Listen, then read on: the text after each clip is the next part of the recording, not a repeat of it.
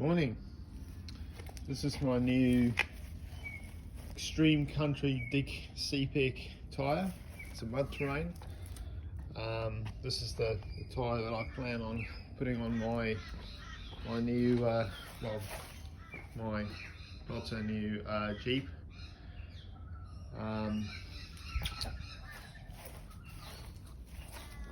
Excuse me while I have a cup of coffee. Right, now I've got these. This is a 295 7017. It's on a Allied 9-inch rim. It's an off-road rim, machined here in Brisbane, Queensland. These have got massively deep voids in them. The lugs on them are massive. For a 33-inch tyre, these are that thing is about 1.5 centimeters deep. Excuse the birds in the background. The whole tyre's been designed to eject mud. As you can see, you've got these sort of ridges, mud and stone ejectors. Got these large voids on the outside, so that the air creates a huge void there. Got these chunky lugs. Yeah, they look great. It's got this sort of ridge line here, which I think is designed to help air it down. This is not a popular brand in Australia. I think people don't know much about this tyre. I had to do a bit of research. Most people go for their Nittos, BF Goodrich, Mickey Thompson, Coopers, that kind of thing. This tyre, I found out, is actually made by Coopers for Dig Cepek. Dig Cepek is a brand that's been around since 1958. It's American. But the tyre is actually made by Coopers or the Mickey Thompson brand. The compound, I would believe, is probably similar to what Coopers use in their tyres. It has a high tensile sidewall, like truck construction. Just have a look at this tyre here, some of the symbols there. There's your speed rating Q, load rating 121, load range E, mud and snow rated 295 7017. Believe it or not, this is a legal tyre for my Jeep. The offset on the rim is 20. 9-inch rim by 17. Yeah, look, I really love the way they look. I haven't tested them yet. I have taken them on the road, on the highway, and they are definitely, you can notice them. The sound, you can definitely hear it. The humming, it's not really bad, but I wouldn't say they're quiet. And I expect that out of a mud terrain. So I've bought these.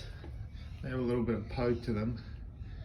I don't know what the cops are going to say about that, but I could get an extended flare on the Jeep. The tyre itself is a little bit lighter than your Nitto by probably about, like, if you compare it to something like the Ridge Grappler, which is more of an in-between a mud and an all-terrain, they're about 2.5 kilos lighter. And I just think it's because they've got a little bit less rubber on the sidewall. I think that might be it, I don't know. But yeah, mounted they look great. I measured them and they weren't as tall as advertised, and a lot of these tyre places, BF Goodrich as well, they're not as high. The diameter is not as high as they say it is. You know, but of course, with all the laws and everything in Queensland, you know, the cops don't care about that. They care about what it says on the tyre itself, in terms of height.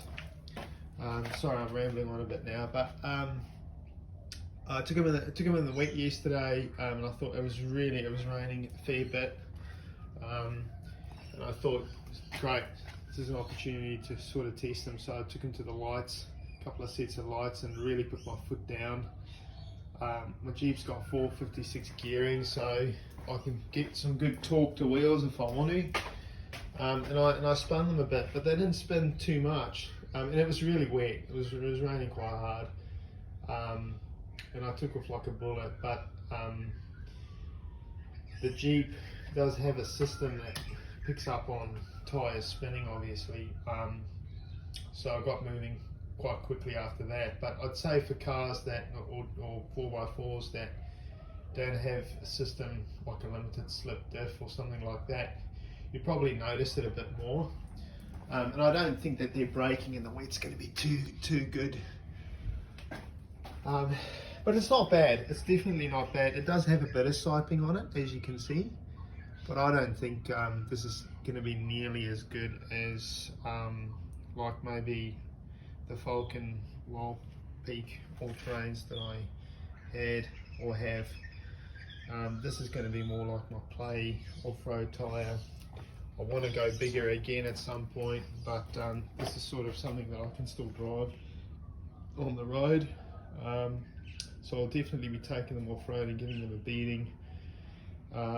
Definitely doing a bit of rock, deep ruts and mud. Yeah, so really look forward to that. These have apparently got a similar, like a compound that allows for better wear. Apparently they wear like iron. We will have to wait and see. The trouble with these things too is that they get, the rubber gets quite hard after a period of time. But as you can see with that, it's not really hard, but it's not really soft. We'll just sort of see how they go. I reckon they'll probably wear good if you rotate them. And I did take it up a bit of a steep hill yesterday, a steep grassy muddy hill in 2-wheel drive, and I purposely went really slow and they just gripped like anything, no wheel spin whatsoever. This is definitely an off-road tyre. That said, on road they're smooth, they balanced okay, they're smooth. I really like the ride, but like I said, the only downside is a bit noisy. Not really noisy. I've got a soft top, mind you, so I'm going to hear things a lot more. These lugs, so you've got these lugs in the middle that are sort of closer together, and I think that's what gives it the nicer ride on the road.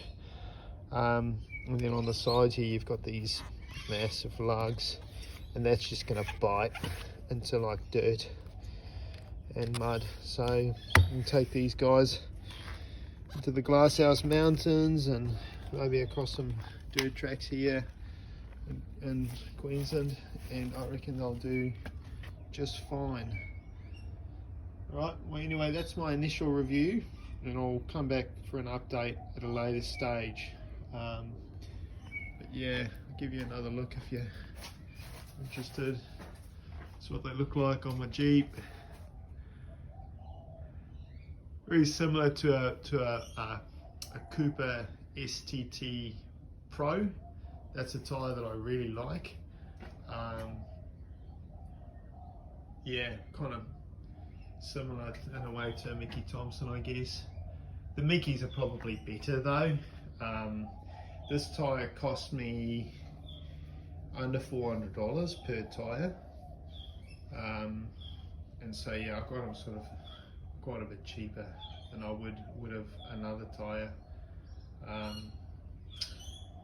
Yeah, so let's see how we go. Thanks for watching.